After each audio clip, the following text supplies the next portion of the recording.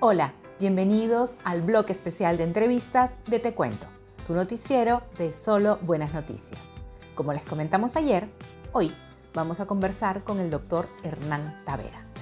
Recuerdan que la semana pasada tuvimos una entrevista con Juan Manuel Arribas de Soluciones Empresariales para la Pobreza y que hablamos sobre la importancia de la prevención contra los terremotos en nuestro país. Tenemos que estar preparados porque hay un inminente terremoto que puede llegar en cualquier momento sobre la costa del país. Nos quedamos algo preocupadas y nuestros seguidores también se preocuparon. Así que esta semana hemos conversado con el doctor Hernán Tavera. El doctor Tavera es ingeniero geofísico, magíster en geofísica interna y doctor en ciencias físicas. Es presidente ejecutivo del Instituto Geofísico del Perú desde el 2017. Y él nos va a explicar en esta entrevista qué es lo que sucede con los sismos en nuestro país, qué es lo que puede suceder, que es inminente que suceda y qué debemos nosotros hacer para prevenirlo. Vamos a escuchar esta entrevista.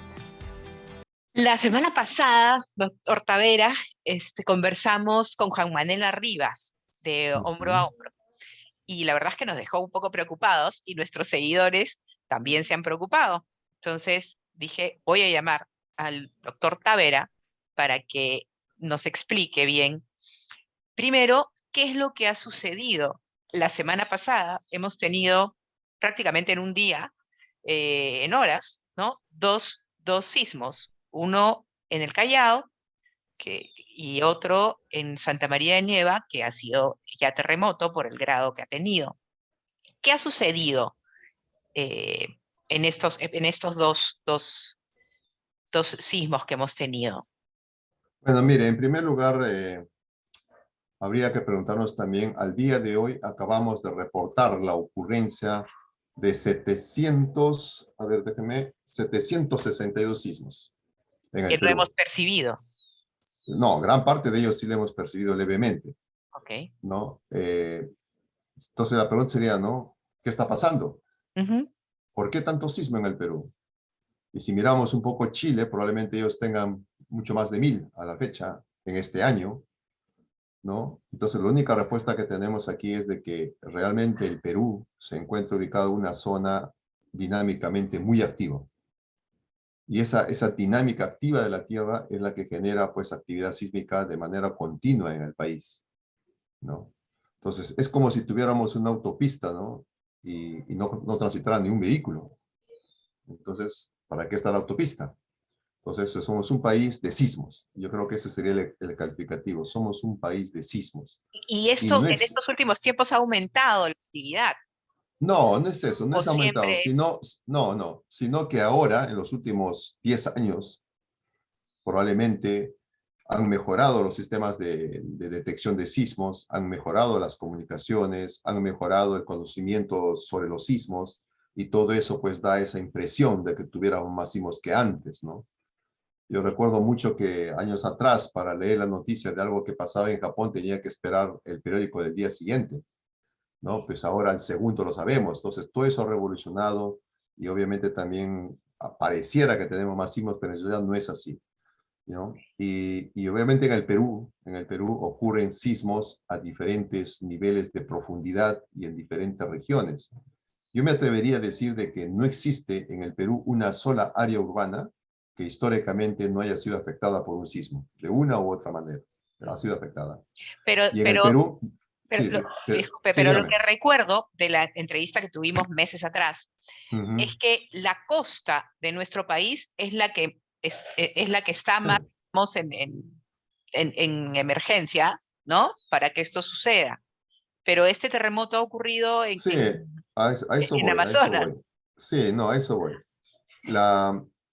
Toda la actividad sísmica en el país se genera por el contacto de las placas tectónicas, ¿no? Y estas placas tectónicas están en contacto directo, en contacto sobre una superficie bastante grande, y es por eso que genera más sismos, o sea, mayor frecuencia de sismos, y los más grandes a lo largo de la zona costera de nuestro país.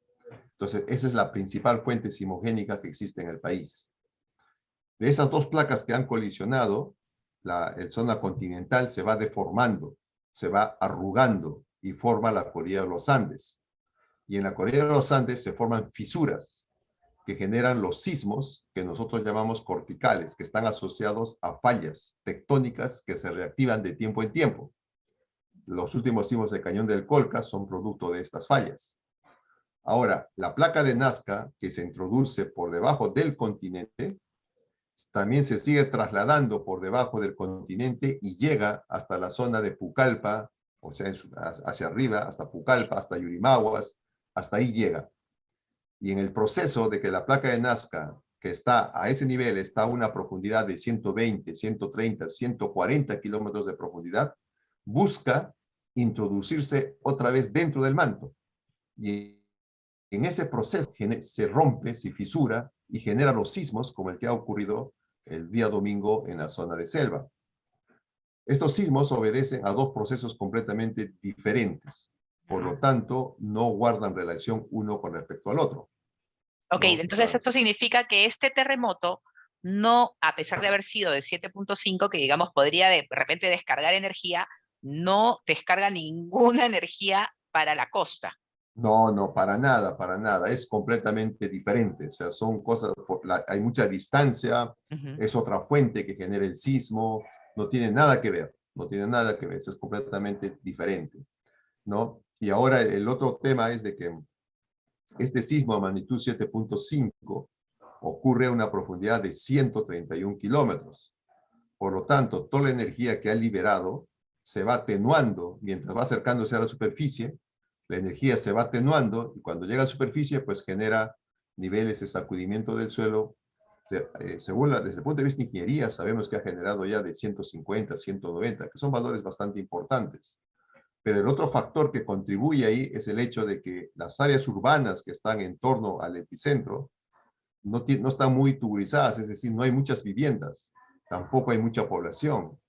Si este sismo con esa magnitud hubiera ocurrido frente al Callao a menor profundidad, 30 kilómetros, 40 kilómetros, dado que Lima tiene mucha construcción, tiene mucha población, el escenario hubiera sido completamente diferente. Desastroso en realidad. No, sí, claro, claro que sí. ¿Y qué es lo que se espera para la costa? Bueno, para Es la costa, tan caótico como nos lo contó Juan Manuel. Juan Manuel nos habló de 8.8 para arriba. mire, la ciencia hoy en día ha logrado cuantificar, ya no es como antes que hablábamos del silencio sísmico. El silencio sísmico era más que todo una información que se manejaba desde el punto de vista observacional. Ahora no, ahora está cuantificado. Entonces, hemos identificado frente a la costa de Lima, la costa central de Lima, ¿no? Una área que está acumulando esfuerzos, aparentemente desde el año 1746. Y toda esa cantidad de esfuerzos que está acumulado involucra un área que va desde Ancash hasta Ica. Estamos hablando más o menos 400 kilómetros paralelo a la costa. Y eso daría origen a un sismo con magnitudes, de acuerdo a todas nuestras investigaciones, por encima de 8.8. Y es un sismo que generaría sacudimientos del suelo bastante intensos, ¿no? Nosotros hemos calculado, por ejemplo, que las aceleraciones, o sea, el sacudimiento del suelo, debe llegar a valores por encima de 600, 700, 800. Y para que tenga una idea qué significa eso, 700, 600, 700, 800. El sismo que ha ocurrido el domingo en la selva, en superficie el suelo se ha sacudido con valores de 150. Pero estamos hablando ahora de 600, 700, 800. 6 veces más. El sismo de Pisco del 2007, en Lima se percibió muy fuerte el sacudimiento del suelo, pero solo se sacudió con valores de 80 a 100. Ay, Dios mío. Y el sismo de Mala, que ha ocurrido este mes de junio, que Lima se asustó, la población se asustó, el suelo en Lima y el Callao se sacudió con valores de 35 a 40. Entonces, cuando hablamos de 600, 700, 800, estamos hablando de cosas muy grandes. sacudimientos del suelo muy grandes. Es Pero no por es la, eso, sí, sí, continúe, continúe, doctor. pero no es la primera vez que esto ocurre. O sea, históricamente ya ha ocurrido. Y ahora estamos diciendo nosotros, es muy probable que el sismo que va a ocurrir frente a Lima es casi el mismo que ocurrió en 1746. Misma magnitud, mismo proceso de ruptura, mismo nivel de sacudimiento de suelo. Entonces, si el sismo es el mismo, desde 1746 al año 2021, ¿qué ha cambiado? Simplemente que las áreas urbanas han crecido de manera acelerada de la mano de la autoconstrucción, ocupando espacios con suelos de alto riesgo, ¿no? Y obviamente también con la autoconstrucción, repito, y con las viviendas que no son las adecuadas, ¿no? Ujú. Y con una capacidad, digamos, de prever probablemente igual que en aquel entonces, porque la gente no toma conciencia de esto, ¿no? No, en realidad no, o sea, somos tan ciegos que no miramos lo que ha pasado en Pisco 2007, somos tan ciegos que no miramos lo que ha pasado en Sullana, o es que tenemos tanto miedo que preferimos olvidar más muy rápido las cosas, ¿no? Doctor, Porque basta, sí, dime. es- esto significa que, como usted dice, que se va, digamos, a replicar, digamos, este Probablemente, terremoto, probablemente. probablemente, esto también significa que habría un tsunami. No, claro, claro. Todo sismo que tiene su epicentro en el mar y que tiene magnitud superior a 7 ya genera un tsunami que puede causar daño a la zona costera. Entonces, las estimaciones que se han hecho en algunos trabajos de investigación nos dicen que el tsunami podría tener 2 olas por lo menos de alturas de entre 8 a 10 metros. Pero ahora, una publicación que hemos hecho ahora, recién este año, con colegas chilenos, ya tratando de reconstruir tal como la complejidad del proceso de ruptura de este posible sismo, hemos estimado que la ola podría tener alturas por encima de los 25 metros, ¿no? Y que probablemente llegue pues hasta 40 metros la altura, ¿no? Entonces ya eso, el escenario ya cambia, ¿no? Y estos valores no son irreales, o sea, no es que nunca haya ocurrido. El último sismo en Japón del 2011 ha generado volúmenes de agua en inundación del orden de 45 metros, Y hay una ¿no? proyección de este tsunami, de ese promedio de olas, ¿hasta dónde llegaría el agua, la inundación? Mira, lo que se ha encontrado es que en zonas planas, o sea, zonas donde está casi a nivel del mar, por lo menos se espera inundación horizontal del orden de los 2 kilómetros, ¿no? Pero hay escenarios, por ejemplo, donde no sabemos qué podría pasar, y ese punto crítico es la zona de la costanera, por ejemplo, ¿no? No La sabríamos Costa Verde, realmente, dice usted, la Costa Verde, no porque sabríamos qué podría pasar, ¿no? claro, el terreno ahí, claro, si bien es hacia abajo, son más de 10 metros, o sea, la ola va a cubrir, va a llegar al malecón, digamos. Probablemente, ¿no? O sea, tratamos de reproducir lo mejor que se pueda, un escenario que se pueda dar, pero también va a depender mucho también, ¿no? De cómo están las áreas urbanas. Está complicado el tema, doctor. ¿Y esto lo han informado, obviamente, el Estado? ¿Sabes? ¿Qué se está Hay haciendo? una, ¿No? no, hay un problema aquí bastante interesante, ¿no? O sea, el hecho, bueno, unas soluciones también, ¿no? O sea, INDECI, los últimos simulacros, lo ha hecho para un sismo de 8.8, ¿no? A pesar que estamos en pandemia, han intentado, pues, de organizar, coordinar, ¿no? Lo que se espera es de que realmente la población, pues, lo haya asumido con la responsabilidad de vida, ¿no? ¿No? O sea, es como si Pero, usted pusiera una obra de teatro gratuito y solamente van 5 cuando usted esperaba pues que se llene, ¿no? claro. Entonces hay personas que le es indiferente la obra de teatro, hay personas que le es indiferente el tema de los sismos, ¿no? Y la responsabilidad no solamente es a nivel de autoridad, porque hay normativas que se han hecho, hay proyectos que se están manejando, ¿no? El mismo IGP, lo que estamos conversando es parte de esas funciones que el Estado nos ha encargado y estamos nosotros tratando de proveer información para la toma de decisiones, los escenarios que se han generado, el sistema de alerta que estamos ahora ejecutando, todo es parte de este proceso. el hecho de que se diga que va a haber simulacros, capacitaciones, todo eso viene parte de estas normativas que saca el Estado.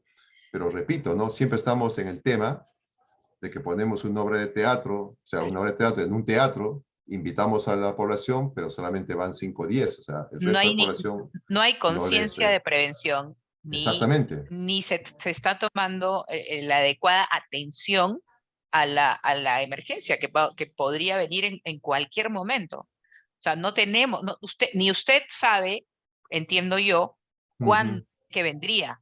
Lo que se sabe es que está cerca, es inminente, pero no hay forma de saber tal fecha, tal hora. Eso todavía No, no no, se no. logran tener las Y, si, herramientas para y, tener si eso. y si hablamos de sismos grandes como el que creemos va a ocurrir, pues si retrocedemos en la historia, pues solamente ocurrió uno en 1746. Entonces, tampoco no podemos hacer ni estadísticas siquiera para decir, bueno, tantos años debe venir el otro, ¿no? O sea, es complicado, ¿no? Pero lo que sí está claro, que solamente un país o una sociedad o una ciudad va a ser menos afectada cuando de manera responsable pues ha crecido, ¿no? O sea, se ha expandido, ¿no? Pero también, por ejemplo, son cosas curiosas que pasan, ¿no? Por ejemplo, Chile, país vecino, los últimos sismos no ha sido muy afectado ni estructuralmente ni con la población. Pero ¿cómo ha logrado eso? Simplemente porque en los últimos 50 años ellos han tenido casi una docena de sismos. Entonces han ido aprendiendo a construir Claro. y han ido aprendiendo a comportarse, ¿no? O sea, a responder. Entonces la pregunta sería, ¿no? ¿Qué le falta al Perú o a Lima para aprender? ¿No? Sí, pues, pero a cocachos aprendí. La idea no es, la idea no es Claro, pero también, ¿no? tampoco lo que le mencioné hace un momento, no nos miramos a lo que pasa alrededor, ¿no? Sí, pues. Alguna vez yo comenté, ¿no? Y lo tengo por ahí escrito, ¿no? A las personas de Lima, que estamos sentados en nuestros sillones mirando lo que está pasando en Pisco 2007, lo estamos mirando todos los días las noticias, pero no nos volteamos y miramos nuestra casa, no volteamos y dialogamos con las personas, ¿no? Simplemente estamos mirando las noticias, ¿no? Probablemente igual ha pasado ahora, ¿no? Todos estamos mirando en las noticias lo que ha pasado allá, pero nadie se voltea y dice, mira, ¿qué hacemos acá? ¿Cómo organizamos esto, no? O sea, lo que yo he llegado a la conclusión es de que el, el, nuestra reacción después de cada evento sísmico en el Perú, ¿no? Al final resulta ser como el guión de una película, ¿no? Que la hacemos no importa si la hacemos en Iquitos, en Arequipa, en Piura, no importa dónde hagamos el guión, ¿no? ¿Qué es lo que cambia? El lugar de la filmación y los actores. Pero el guión sigue siendo el mismo. Seguimos contando casas que se caen, personas que son afectadas físicamente por el colapso de las casas. Claro. O sea, no cambia el Y guión no cambia. las que no lo viven, ¿no? No toman Exacto, todavía esa exactamente, ¿no? conciencia. Ese es el problema, ¿no? Y probablemente, de repente, hasta las personas que lo viven, como en Pisco, de repente aún no toman conciencia, ¿no? No, Y no es todavía no así. tienen las prevenciones de lo que podría venir. No, es que y eso va con la cultura, fíjese, Exacto, claro. bueno, a veces comento que yo he tenido la gran suerte de estar en Japón en el sismo del 2011, ¿no? Y una experiencia increíble. Pero también, por ejemplo, cuando ocurrió el sismo de Chile del 2010 en Concepción, tuve la suerte también de estar allá evaluando un poco, ¿no? Los daños, ese tema.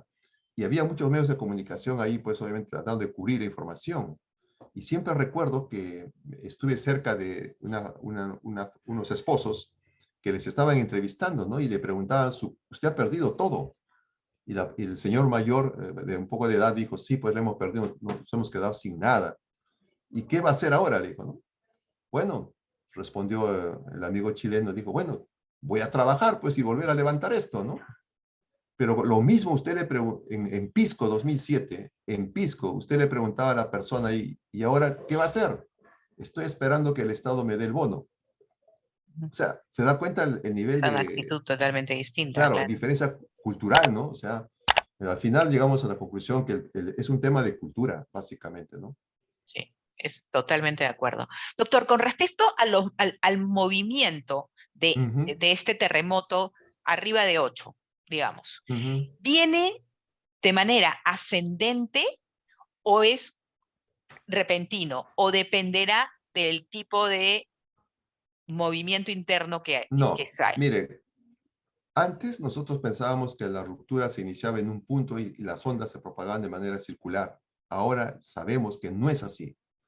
La ruptura puede empezar muy lentamente y luego hasta encontrar la zona donde las placas están más acopladas o hay más resistencia a la ruptura. Y en ese momento se produce una ruptura pues mucho mayor. O sea, puede empezar muy lento el sacudimiento del suelo y luego pues se incrementa el sacudimiento. Significa que la liberación de la energía ha sido muy lenta y luego pues ha encontrado una zona donde ha habido ¿cómo se llama? La ruptura instantánea y ha liberado energía. Pero también eso ha pasado en el sismo de Pisco 2007. Usted se recordará que empezó muy lento en el caso de Lima, lo percibimos muy lento, luego se calmó y luego con mayor intensidad, el sacudimiento del suelo. En el terremoto de Chimbote del año 70, la ruptura fue instantánea. Simplemente fue el golpe fuerte del suelo, ¿no? Y ahí quedó, ¿no? O sea, Porque no inició podemos saber. probablemente cerca de Sí, donde está esta fuga y no hubo... exactamente, exactamente, Ujú. exactamente, ¿no?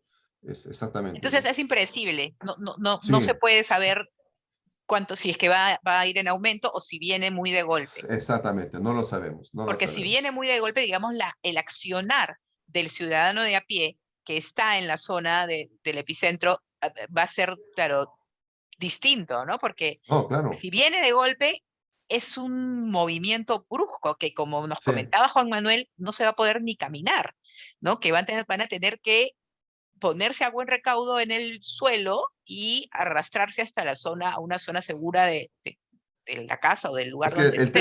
el tema es que la experiencia nos ha enseñado, pues, ¿no? Que los sismos de magnitud 8 que ocurren muy cerca de la superficie, no pueden generar sacudimientos del suelo a tal punto que las personas pierden el equilibrio, ¿no? Eso sí lo sabemos, ¿no? Sismos de magnitud menor que ocurren cerca de la superficie, obviamente podemos caminar sin problema, ¿no? Pero aquí también hay una cosa que es interesante, ¿no? O sea, a usted le he escuchado decir, ¿no? El sismo de Amazonas es casi un terremoto, ¿no? Es que en realidad eso también es una especie de creencia de la población, ¿no? Porque cuando uno busca en el diccionario qué significa sismo, qué significa temblor, qué significa terremoto, siempre vamos a encontrar vibración súbita del suelo, producto del paso de las ondas generadas por un sismo. O sea, son sinónimos, es lo mismo. Okay. El tema es que las personas le decimos terremoto por costumbre cuando se cae una casa o cuando una persona pierde la vida por la caída de la casa. Y le llamamos temblor cuando simplemente se sacude el suelo y no ocurre nada. Entonces creemos que el sismo por la magnitud va a generar eso, pero eso no es cierto tampoco. Porque en un ejemplo así rápido, en la frontera Perú-Bolivia, en el año 94, ocurrió un sismo de magnitud 8.2. Y en las casas de nuestros amigos de Puno, solamente la mesa se movió un segundo probablemente y nada más. ¿Qué pasó? Ese sismo ocurrió a 700 kilómetros de profundidad. Es decir, ocurrió tan lejos, ¿no? Que no produjo ningún tipo de daño. Entonces, pero por ejemplo, en el Cañón del Colca, un sismo de magnitud 5.2 destruyó la mitad de un pueblo, ¿no? Y el sismo de Sullana de 6.0 también tuvo daños. Entonces, ¿de qué dependió el daño? No de la magnitud del sismo, sino dependió de qué tan cerca está el sismo de la superficie y qué tan cerca está en distancia. Entonces, al final, lo que es importante no es la magnitud, lo que es Sino la importante distancia en es, donde se activa. claro, y la distancia, y lo que es importante también es el nivel de sacudimiento del suelo. Eso es lo importante, ¿no? Y un suelo puede sacudirse con la misma intensidad, sea por un sismo de 8, sea por un sismo de 5, sea por un sismo de 6. Dependiendo de la distancia en la que se Y la genera profundidad, y en la la profundidad, profundidad. claro. Exactamente. Exactamente. Entonces, no hay sismo, no hay terremotos, no, simplemente es un nivel de destrucción en ciudades. Doctor, y recuerdo que nos habló de los sensores de aviso que Sí, estaban proyectándose para tenerlos. sí. Cómo va ese proyecto? Bueno, eso también me ha generado un poco de tristeza, ¿no? Escuchar a algunas por algunas personas, algunos medios de, ¿cómo se llama? Redes sociales, ¿no? De reclamar del proyecto de dónde está, por qué no funcionó, ¿no? Y que probablemente pues no hay buena inversión, etcétera, ¿no? Pero lo que a veces decimos cosas que no comprendemos muy bien y eso genera pues obviamente mucho desencanto en la población. El sistema de alerta temprana de sismos en el Perú, que se llama SASPE, es un proyecto que va para 3 años. Empezó en el 2020 con una etapa, 2022 ya se cumplió 2021 ya estamos terminando la segunda etapa y la tercera etapa debe empezar en enero y esperamos que a mediados del próximo año, antes que termine el año, ya debe estar el sistema funcionando, pero solamente es útil para la zona costera, solo para las 10 regiones que están en la zona costera. Y en el proyecto, en lo que ya vamos, como le he mencionado, ya estamos terminando de colocar todos los sensores. Solamente nos falta la región Piura nada más. Esperamos hacerlo hasta fin de año. Y listo. Y estará en enero activo, eh, eh, digamos. ya están algunos sensores ya registrando sismos. Y en enero, febrero, vamos a ya implementar los centros de control. Y en paralelo, INDECI ya va a empezar también a colocar las sirenas. Y en INDECI tiene que paralelo, colocar los sistemas. INDECI también va a comenzar a capacitar a la población, ¿no? Que sepa cómo va a sonar, qué sonido va a tener la bocina, qué mensaje se va a dar. ¿Y se puede medir el tiempo? O sea, ¿cuánto tiempo hay desde que suena la bocina Sí, ya, eso, empieza tal como usted ha mencionado, el tiempo de alerta va a depender mucho de qué tan cerca o qué tan lejos estoy del sismo. Sí, entonces, el ejemplo que siempre he estado poniendo es de que si este sistema hubiera funcionado en el 2007 con el sismo de Pisco, que se encuentra a 250 kilómetros más o menos de Lima, la alerta para Lima hubiera llegado con 35 a 40 segundos antes que las ondas sísmicas sacudan el suelo. Y en el caso del sismo de Mala de junio de este año, que se encuentra a 80 kilómetros de distancia de Lima y el Callao, la alerta hubiera llegado con 8 o 10 segundos de anticipación. Okay. Lo que aquí se trata es lo siguiente. El sistema de alerta no avisa que va a haber un sismo, no. Lo que el sistema de alerta hace es lo siguiente. Tenemos sensores que hemos colocado lo más cerca donde ocurre el sismo. Cuando ocurre un sismo, el primer sensor que registra el sismo rápidamente va a discriminar si es grande o es pequeño. Si es grande, envía una alerta. Las ondas sísmicas se propagan a velocidades de 6 kilómetros por segundo, 6 kilómetros por segundo. Y las ondas de radio lo hacen casi a la velocidad de la luz. Entonces, es como si estuviéramos corriendo de un punto a la tortuga y la liebre, ¿no? La tortuga son las ondas sísmicas y la liebre es las ondas de radio. Entonces, aprovechamos esa diferencia de velocidades para poder dar alerta. O sea, llega la liebre a una ciudad y dice, prepárate que viene la tortuga. Claro, entonces, siempre son segundos, además. Son segundos. O sea, son segundos que pueden ayudar a que te pongas en una zona segura. Por eso es importante que usted, por ejemplo, cualquier persona ya ubique en su casa dónde están las zonas seguras. Y es importante que ya ubiquen cómo salir de sus casas si estoy en un primer nivel. Porque apenas suena la bocina, no me tengo que preguntar, ¿será un sismo grande? ¿Será un sismo pequeño? Suena la bocina y hay que salir. Piso.